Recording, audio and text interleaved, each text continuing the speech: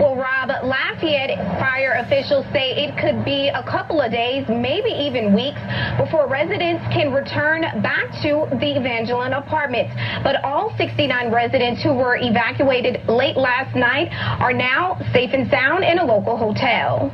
The fire started in the kitchen of a room on the 4th floor of this 6-story building around 8:30 Tuesday night.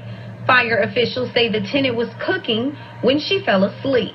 Fortunately, the apartment had sprinkler system, so the sprinkler system activated pretty quickly and extinguished the fire. So the fire was only contained to the small area. But it's the amount of water that the sprinkler system produced that caused the evacuation of residents.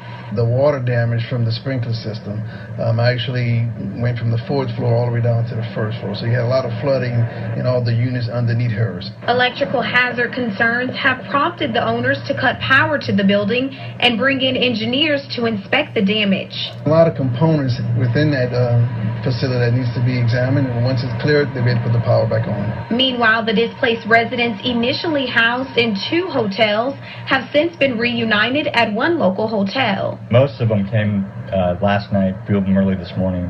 I think we're doing about 41 people. Sean Johnson, general manager of the Ramada Inn, says they had to do a little moving around, but they were able to squeeze everyone in. They all had their own room.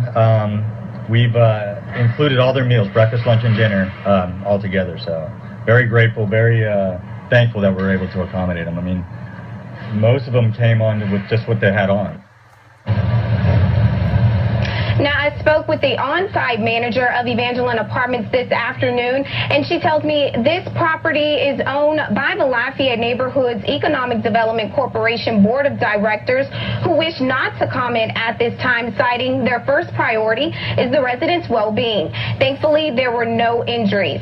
Live from downtown Lafayette, Jade Choice, Klfy News 10. All right, thanks.